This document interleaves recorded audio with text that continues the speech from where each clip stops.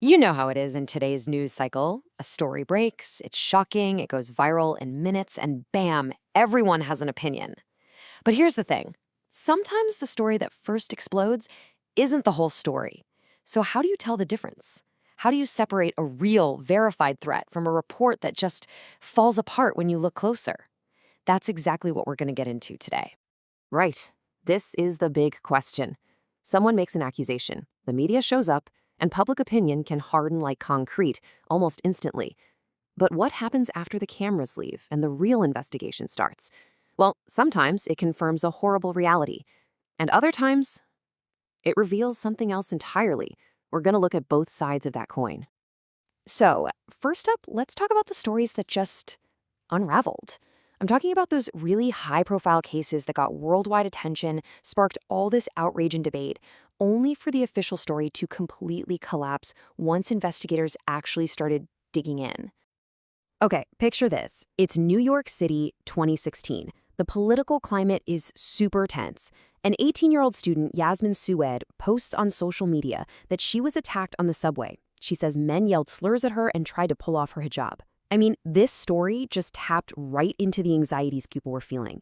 It became this huge symbol of post-election hate, and the media coverage was absolutely massive. But then, the whole thing just fell apart. The reality was a world away from the initial claim. Sue Suede eventually admitted that she made the whole thing up. And the reason? She was trying to avoid getting in trouble with her parents for breaking curfew.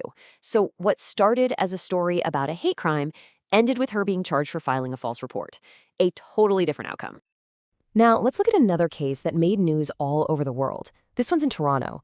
An 11-year-old girl reports this terrifying story. She says a man followed her and actually cut her hijab with scissors. The reaction was immediate. Top politicians in Canada, including the Prime Minister, publicly condemned it as this just vile, hateful act. And yet, here we go again. After a deep investigation, the police came to a really startling conclusion.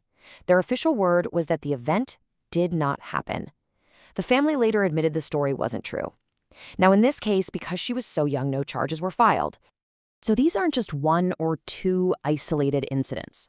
The source material we're looking at actually points to a broader pattern of cases where these initial reports of Islamophobic attacks were later proven to be false. Let's run through a few more quick examples. So you have Fresno, California, where vandalism at a mosque was immediately blamed on anti-Muslim sentiment. Turns out the person responsible was actually a member of that very same congregation. Or look at Des Moines, Iowa. A fire at an Islamic center was first seen as a hate crime, but a young Muslim woman was later arrested for arson. The point is, the cause of something isn't always what it looks like on the surface.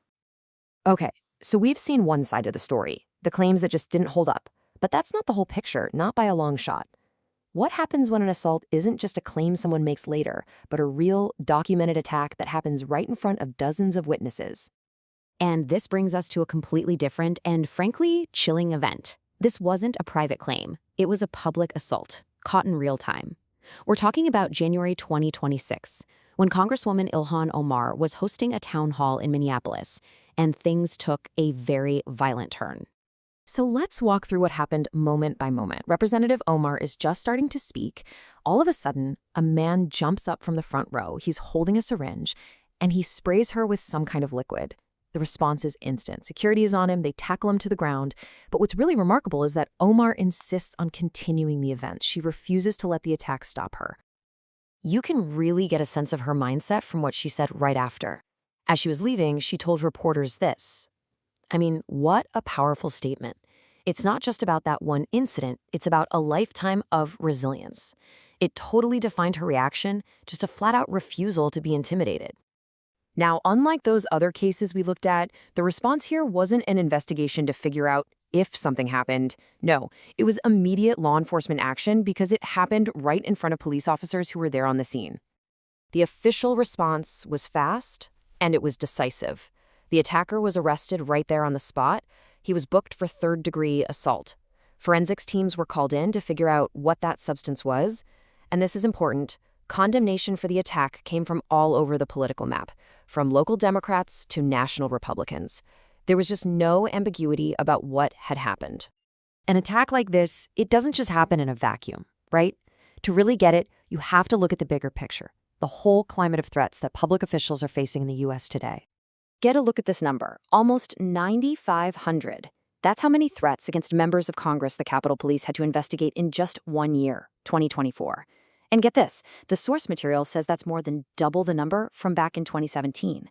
It's a really sobering sign of just how hostile the political climate has become. And inside that really alarming trend, the reporting shows that Representative Omar has been a very specific and very frequent target. In fact, she is said to have received more death threats than any other sitting member of Congress. That just provides this chilling backdrop to what happened at her town hall. So, all of this brings us right back to where we started. We're living in this world where, yes, a fake story can go viral and fool a lot of people. But at the same time, very real, very dangerous political violence is also on the rise. It really highlights why it is so important to wait for the facts, to question those first explosive reports, and understand the huge difference between a story that someone tells and an event that's been proven. The challenge, for all of us, is learning how to navigate this landscape and find what's real.